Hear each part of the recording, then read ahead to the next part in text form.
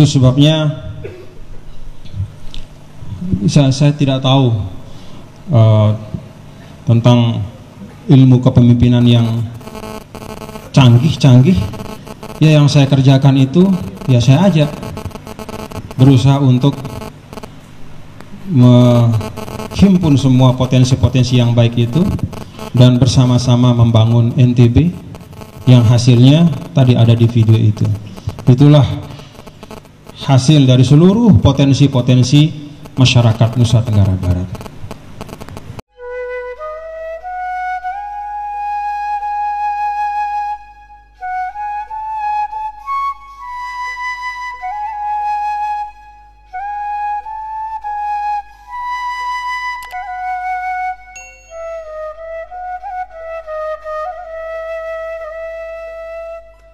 Saudara-saudaraku yang saya hormati, kepemimpinan di dalam Islam itu pertama transaksi dengan Allah Subhanahu wa taala. Yang kedua, kepemimpinan dalam Islam itu adalah perkhidmatan. Yang ketiga, kepemimpinan dalam Islam itu adalah fungsional dan bukan struktural. Saya berani mengatakan fungsional, bukan struktural, karena memang seperti itulah praktik yang dilakukan oleh Rasul, para sahabat, dan generasi-generasi terbaik setelah beliau. Apa makna dari fungsional bukan struktural?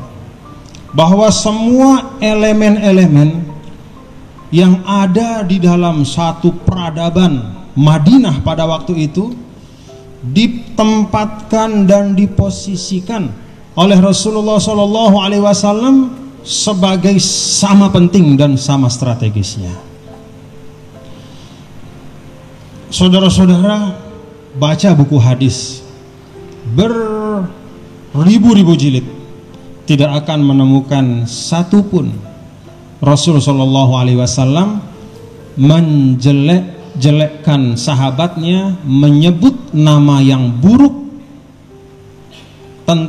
menyebut sesuatu yang buruk tentang seorang sahabatnya di depan umum atau di depan halayak ramai. Paling banter kalau Rasulullah SAW itu marah, kemudian mengecam satu perilaku.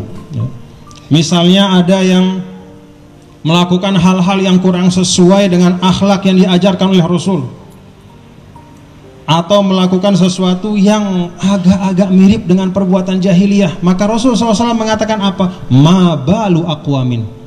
Duh, gimana sih? Kok ada sebagian orang kayak begini? Tidak pernah menyebut nama. Kenapa? Karena Rasulullah SAW tidak mau menyia-nyiakan satu potensi sekecil apapun yang ada di masyarakat Madinah pada waktu itu. Semua sahabat diperankan dengan sebaik-baiknya. Rasulullah SAW memimpin dengan kelapangan hati. Maka diumumkan oleh Rasulullah SAW bahwa arhamu ibadi bi ummati Abu Bakrin wa asyadduhum fi dinillah Umar wa asyadduhum hayaan Utsman wa a'lamuhum bil halal wal haram Mu'az bin Jabal wa afradukum Zaid bin Thabit. Kemudian apalagi? Rasulullah SAW menyampaikan yang paling lembut hatinya di antara umatku Abu Bakar, yang paling pemberani membela agama Allah Umar, yang paling pantas dicontoh dari sisi rasa malu yang baik, ketindihan, sikap berhati-hati Utsman, yang paling pintar ilmu faraid Zaid bin Thabit, yang paling pandai tentang ilmu halal dan haram Mu'az bin Jabal, aqdakum Ali, yang paling pandai untuk memutuskan satu perselisihan Ali. Semua sahabatnya diletakkan dengan potensi-potensi terbaik yang mereka miliki, dan umat diarahkan untuk memanfaatkan potensi-potensi itu. Itulah kepemimpinan Nabi besar Muhammad SAW.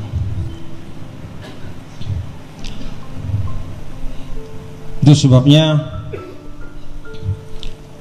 saya tidak tahu tentang ilmu kepemimpinan yang canggih-canggih. Ya, yang saya kerjakan itu ya saya ajak berusaha untuk menghimpun semua potensi-potensi yang baik itu dan bersama-sama membangun NTB yang hasilnya tadi ada di video itu. Itulah hasil dari seluruh potensi-potensi masyarakat Nusa Tenggara Barat. Kepemimpinan dalam Islam juga adalah kepemimpinan yang aktif dan transformatif, bukan kepemimpinan yang pasif. Maka kata ulama, kullama a'dal amal kana amfa. Sesuatu itu bisa diukur kebaikannya, nilainya, nilai intrinsik dari sesuatu pekerjaan itu bisa diukur dari sejauh mana dampak atau resonansi pengaruhnya kepada lingkungan yang ada.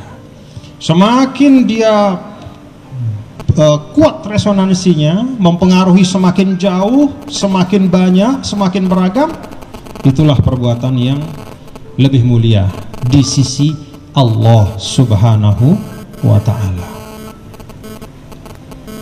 Maka kalau di dalam Al-Quran, inna rahmatallah qaribum minal muhsinin, bahwa rahmat Allah itu dekat dari siapa?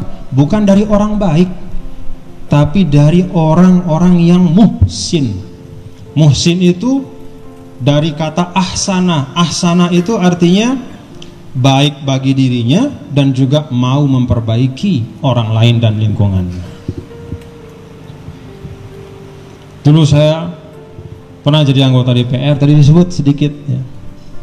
Di Komisi Pendidikan ada salah satu dirjen di Kementerian Pendidikan pada waktu itu. Kata ketua komisi saya pada waktu itu, setelah kita lama rapat segala macam tentang ujian nasional, tentang rencana strategis kementerian, tentang banyak hal, isu guru, isu segala macam, kata ketua komisi saya, menurut saya Pak Zainul, ini Pak Dirjen ini adalah orang baik yang tidak bisa memperbaiki. Baik, orangnya baik, tidak pernah berbuat yang macam-macam, orangnya istiqomah insya Allah, tapi dia tidak punya semangat untuk memperbaiki. Dia tidak mau menularkan kebaikannya itu.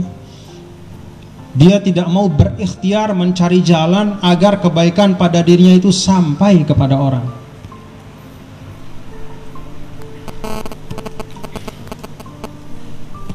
Kepemimpinan dalam Islam tidak seperti itu. Kepemimpinan dalam Islam itu, dan kita semua sebenarnya pemimpin, adalah kepemimpinan yang menggetarkan orang lain, yang mengguncangkan orang yang jauh di sana karena kita, yang menggerakkan orang yang tidur jauh sekian kilo, sekian ratus kilometer jauh dari kita, tapi dia tergerak dengan apa yang kita lakukan. Itulah al-muhsin, yaitu orang yang berusaha memberikan yang terbaik dan juga memperbaiki.